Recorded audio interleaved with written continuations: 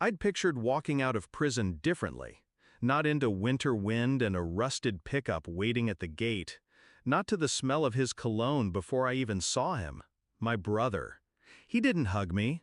Didn't even offer his hand. Just drove, wordless, down roads that still knew the tread of my tires. The house looked the same. Paint peeling on the porch, the same warped step before the door. Except now, she was there. My fiancée. Only she wasn't mine anymore. He stood in the doorway, blocking me like I was a stranger. "You're not welcome here." Her eyes slid past me like I was already dead. I swallowed the dust in my throat. "Where's my daughter?" He shrugged. "She died. Chemo was expensive. She asked for you at the end." Her hand touched his arm. It was meant to be comforting. It felt like a blade.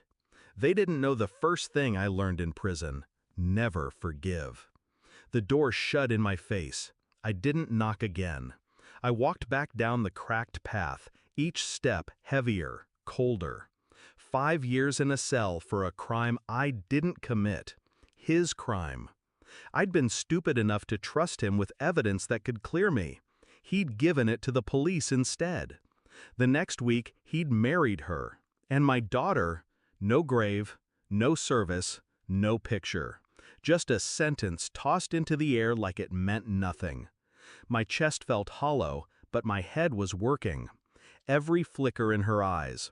The way she gripped his arm too tightly when I asked about the girl. It wasn't grief, it was fear. I rented a room above a hardware store 3 towns over. I didn't go near them for 2 weeks.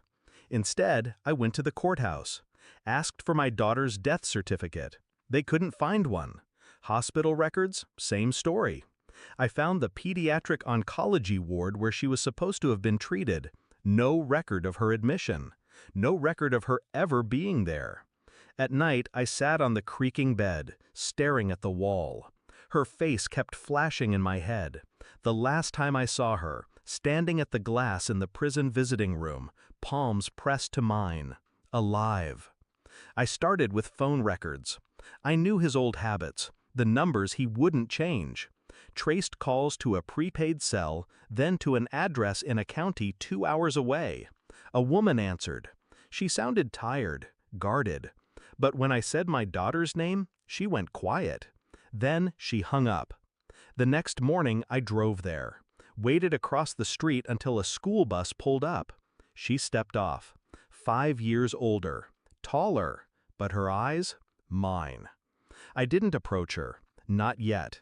I followed the bus the next day. Watched her run into the arms of the woman from the phone.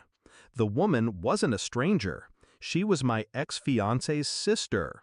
The one who vanished from the wedding guest list at the last minute. It was all there now. The lie about the cancer, the cover story, my daughter hidden away, raised to believe I was gone. I sent an unmarked envelope to their house, my brother's house.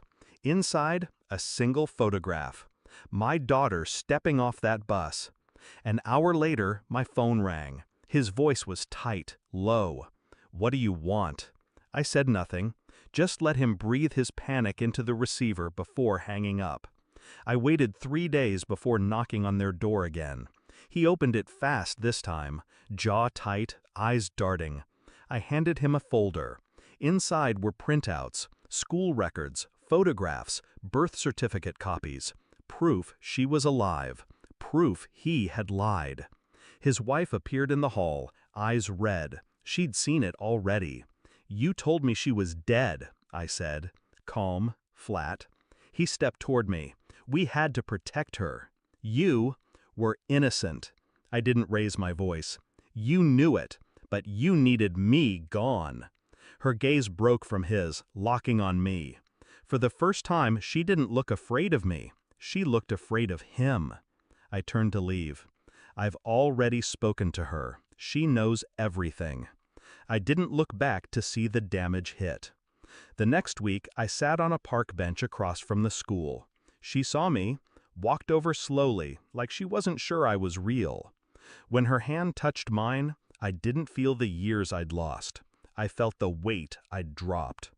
I didn't tell her about the nights I'd planned every move, or the rage that kept me breathing when the cell walls felt too close.